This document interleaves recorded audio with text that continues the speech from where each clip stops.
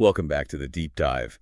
Our mission today is, let's just say it's highly unusual, deeply personalized, and wonderfully ambitious. That's a good way to put it. We are taking on a source text that tries to integrate, well, everything. Science, spirituality, mathematics, philosophy, all into one colossal cosmology, a true legend mind at work. Exactly. We are diving into excerpts from The Legend Mind, Zero to Infinity, written by the author known as the SKR, or simply Legend. And our target today is one single chapter. Just one, chapter 21. And this chapter lays out what the author calls the universe movement theory. So this is a comprehensive line-by-line breakdown of how he believes everything in the cosmos, from our own sun to, multiple universes, is actually moving. And more importantly, why? And you really have to understand the context first. Just reading the preface, you realize this is not standard academic literature, not even close. No. The work is framed as, and I'm quoting here, an eye-opening book for those who seek to do great work. It's all spurred by the author's own persistent, curious questions. And the whole premise is interdisciplinary. He's not just looking in one place for answers, he's following science, math, religion, idioms, physics, cosmology, you name it. It's a holistic approach, which I think you have to keep that in mind to understand the theory that's coming. You absolutely do. This isn't just about data points or, telescopic observations. It's about synthesis. The author is basically stating that the answers to cosmic mechanics, they aren't contained in one single silo of knowledge. Right. They're found by connecting, language to geometry. Language to geometry and geometry to physics. It's all connected. And that synthesis is clearly grounded in a very deep personal discipline. The dedication of the book is pretty powerful.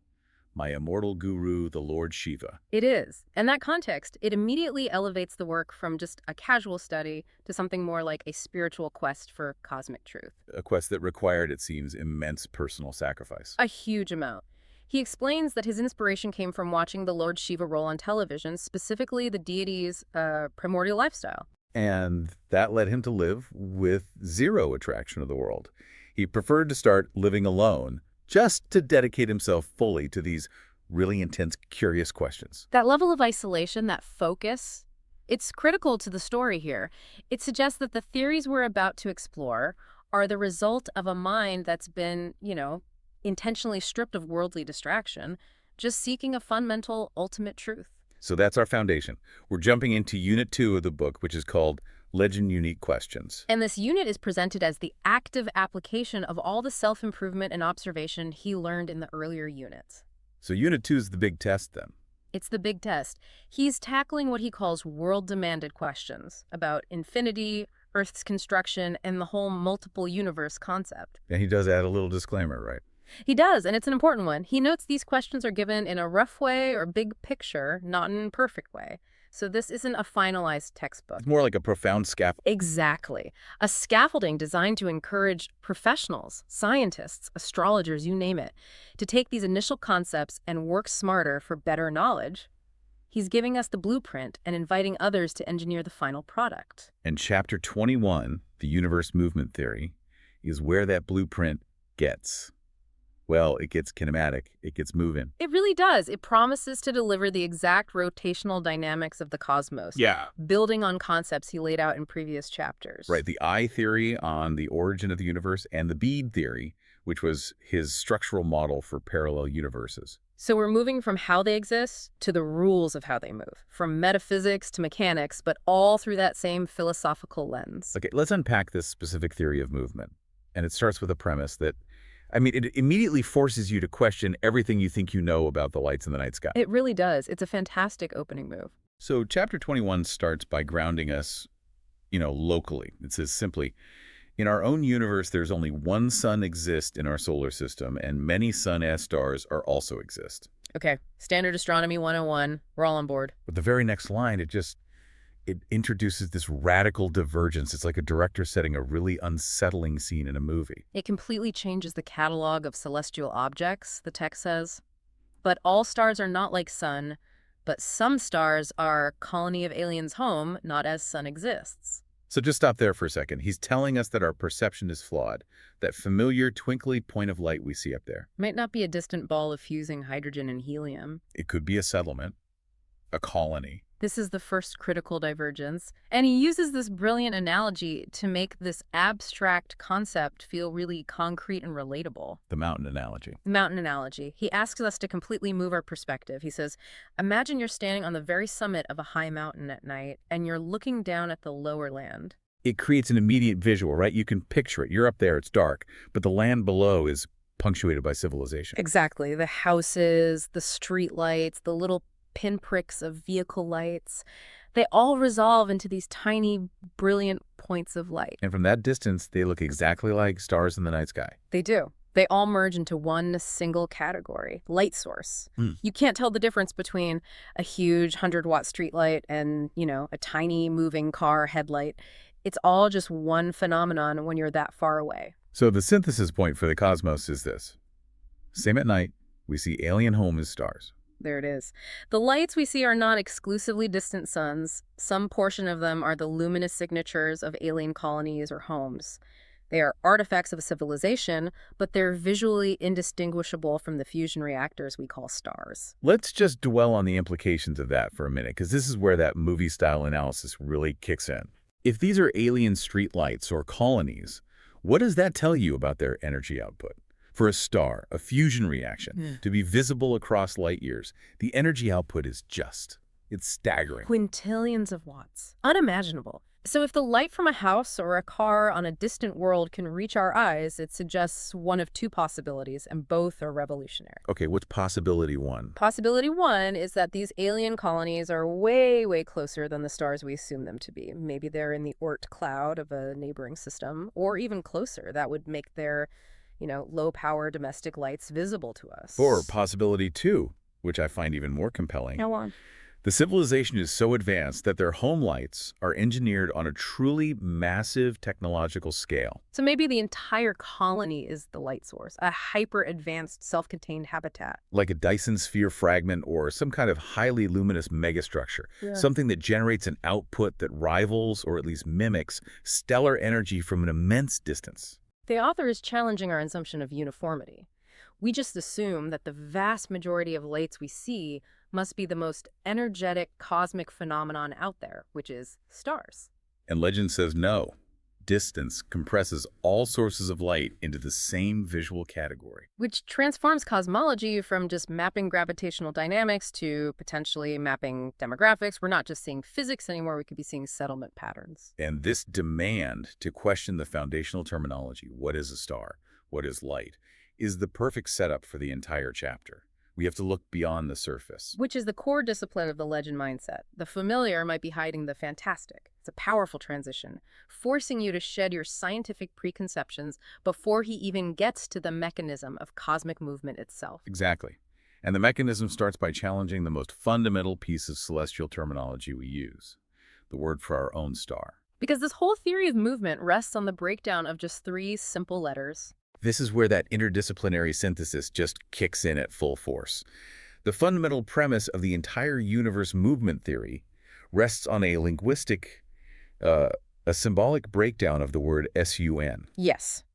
The author is making a huge claim here. He's saying that the word we use isn't just some arbitrary label. It's a divinely or mathematically engineered acronym that contains the deepest secrets of cosmic mechanics. So he provides this precise, definitive meaning for each letter, tying language directly to magnetic physics. Let's just go over this critical definition from the source material, because it really is the key to the entire chapter. He says, F S for South Pole U is the magnet symbol, and N is for North Pole. So the sun is defined by its magnetic polarity. It's the perfect embodiment of magnetic duality, north and south poles, mediated by the force, the U that binds them. It's an incredibly elegant simplification of the star's role in the cosmos. It suggests that if ancient civilizations, or maybe some higher intelligence, named this star, they didn't name it for its warmth or its brightness, but for its essential magnetic function. Precisely. And the claim the author makes, based on this breakdown, is it's staggering. He says, this single word of Esan tells about the construction of Earth and its movement, Sun and its movement, and also about single and multiple universes movement. That's the cosmic scope right there, encapsulated in 3 letters. This acronym, SUN, is presented as the master key.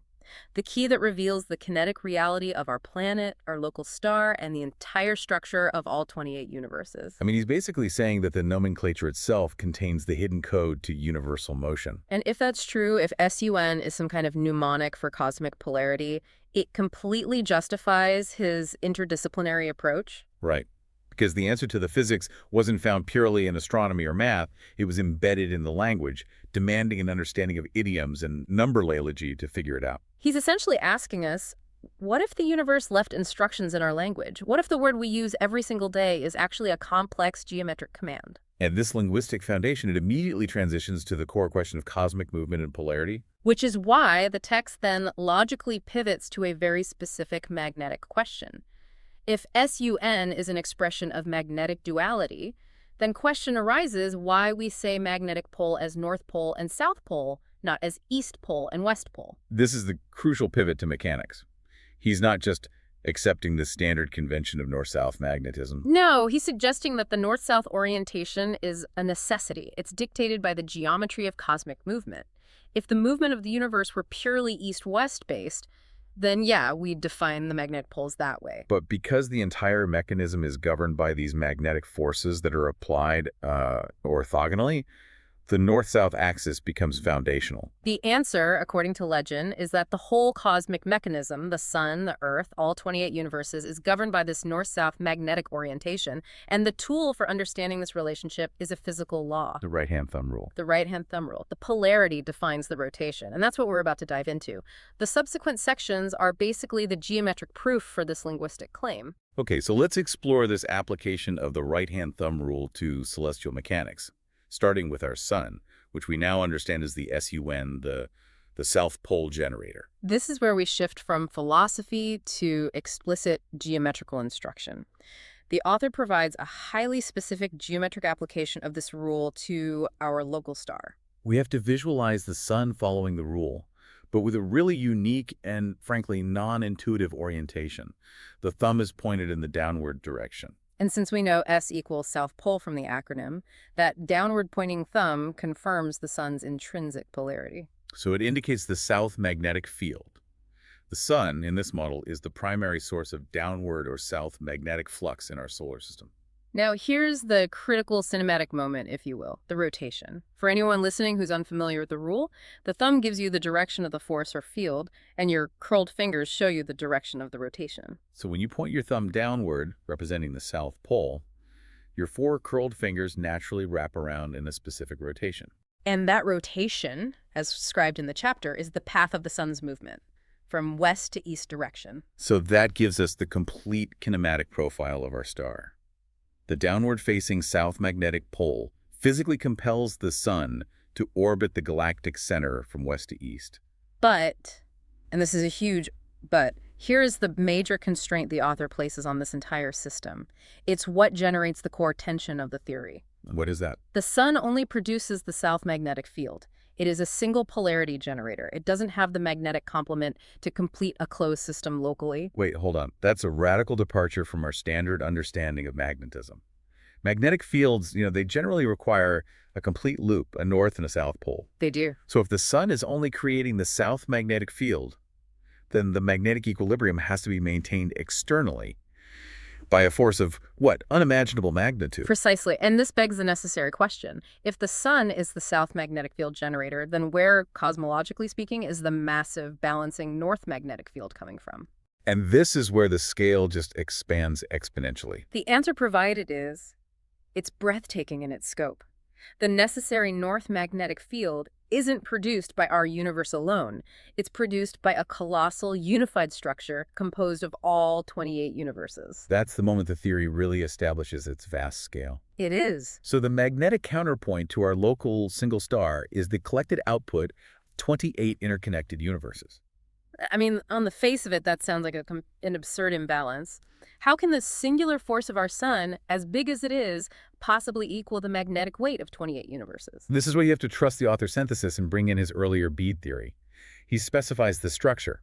These 28 universes are clustered together, and they act as one single unified structure. He calls it the single marble ball of bead. So you have to think of the 28 universes as being like strung together like beads on a cosmic chain. But functionally, they operate as a single massive magnetic entity. Yep. And this unified bead is the perfect north magnetic generator. Which means this bead structure has to follow the right-hand thumb rule in direct opposition to the sun to get that We'll move balance. every single way. The 28 universes operating as this one bead follow the rule with the thumb in the upward direction. And that upward orientation indicates the universal north magnetic field. It fulfills the end of our SUN duality. The sun generates the south. The 28 universe collective generates the north. So, applying the geometry again.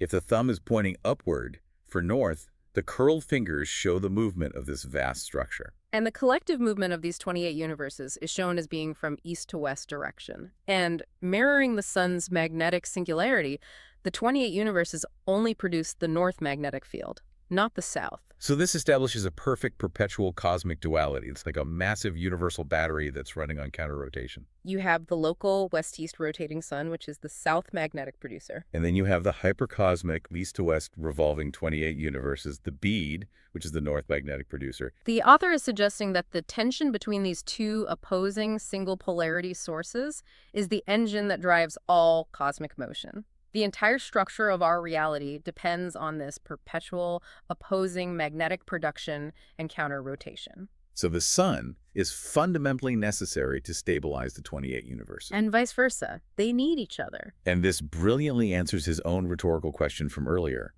Why north and south poles, not east and west? Right. The movement east to west versus west to east is simply the consequence of the magnetic polarity, north versus south, which is generated by the geometrical application of the right-hand thumb rule. So it's the magnetic geometry that dictates the kinetic mandate. If the thumb is up, you must move east to west. If the thumb is down, you must move west to east. It's an unavoidable physical law that governs the entire superstructure. Which leads us to the final binding law. Okay, so he's established the direction of action and the direction of reaction. Now he has to explain the rule of engagement, the law that ensures this tense dualistic system remains perpetually stable. And he does. Okay, so what does this all mean for stability?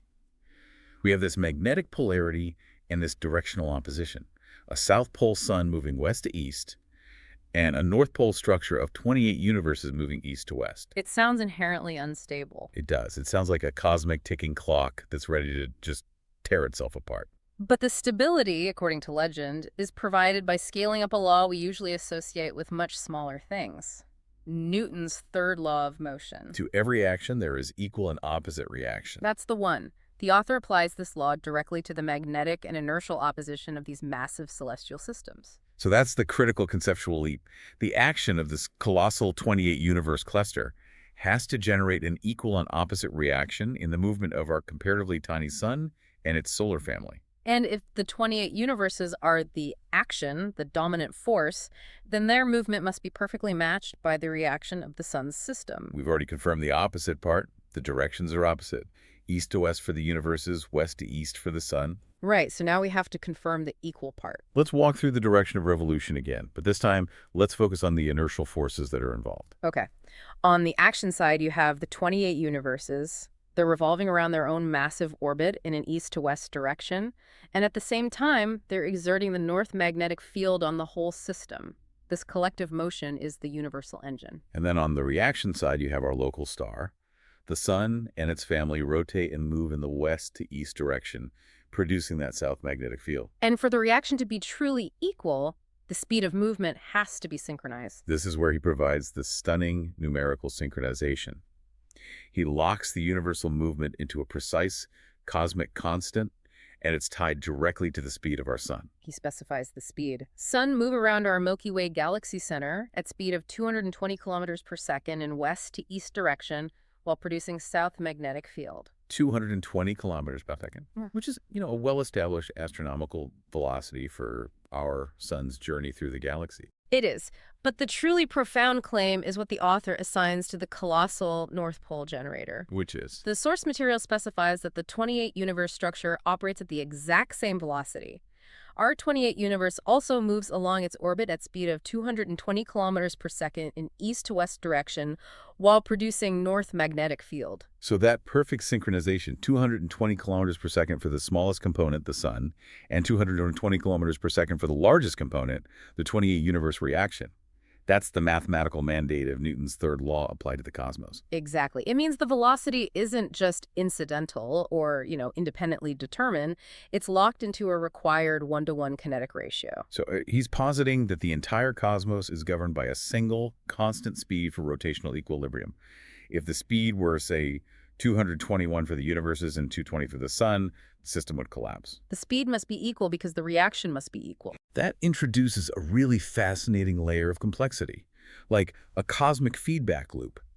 If the sun's orbital velocity through the Milky Way fluctuates even slightly, maybe because of a gravitational tug from a passing star or something, Then the entire 28-universe bead structure has to instantaneously adjust its own rotational speed by that same tiny amount to maintain the one-to-one ratio required by the third law. it implies a degree of constant, instantaneous communication across astronomical distances, or some kind of fundamental mechanical link that forces the synchronization. The author is describing an eternal dance where every participant, no matter how big or small, has to keep pace with the others, all governed by that magnetic tension we talked about. Let's look critically at the scale here, because this is the tension point of the whole theory. We're asked to accept that one single star, our sun, is the necessary south magnetic generator. And that its orbital speed around our galaxy must perfectly dictate the synchronous counterspeed of 28 total universes. Conventional physics it would just scream about the disparity in mass and inertia. And that's exactly the Legend Mind challenge. The author is suggesting that magnetic and polarity forces, they transcend mere mass and gravitational inertia.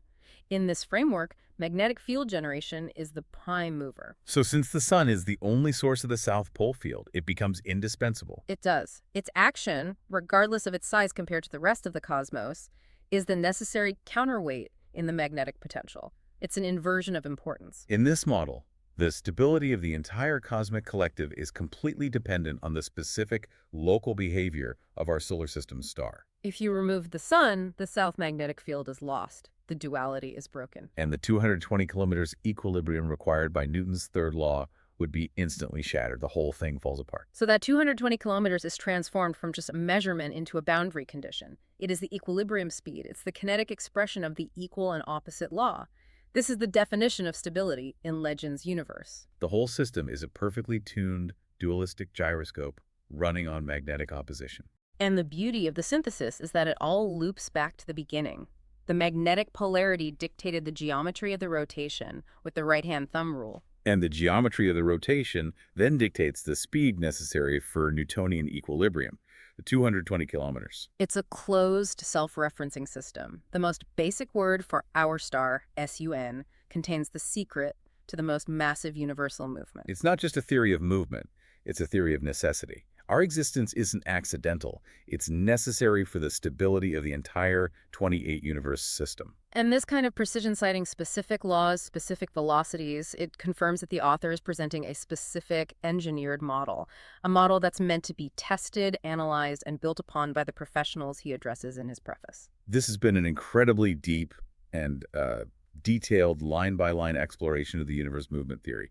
We've moved from philosophy and dedication through linguistics and geometry, all the way to the final binding laws of cosmic motion. So let's just try to consolidate the three core interlocking conclusions of Legends Chapter 21, just to summarize this entire kinetic architecture for you. Okay, what's number one? 1. Magnetic duality. The stability requires two opposing single-source magnetic generators. Our sun produces the south magnetic field, that's the thumb down, while the unified cluster of 28 universes, the bead, produces the necessary north magnetic field, the thumb up. Right. And 2. 2. Directional opposition. The movement is a consequence of this polarity. The universe structure revolves east to west, while our sun and its family revolve west to east. And finally, number 3. 3. Equal force and speed. This dualistic opposition is governed by Newton's third law, which demands a perfect one-to-one reaction. So both the local sun and the massive 28-universe collective are synchronized at the exact cosmic constant of 220 kilometers per second, ensuring perpetual equilibrium. It's a really remarkable piece of conceptual engineering. It ties that metaphysical pursuit of zero attraction of the world directly to a hard physics model. The author, Legend, which is itself an acronym, L, legacy, E even, G, Geod E, N, not D, demons. He posits that this profound wisdom is only accessible through the dedicated pursuit of integrated knowledge. The mind that's required to bridge that linguistic breakdown of SUN and the large-scale kinematics of Newton's third law on 28 universes, that is truly the legend mind. This framework suggests that the answers to cosmic structure are, hidden in plain sight, just waiting for a holistic, disciplined observer to connect the dots between fields we traditionally keep separate. It makes you wonder, though, if the stability of the entire 28-universe structure relies so fundamentally on the single, required action of our local star, the production of the South magnetic field at precisely 220 kilometers, what does that say about the importance, the necessary design, of our own unique location in the cosmos? If the universe needs our sun to prevent its own collapse, then our solar system isn't just some randomly orbiting body.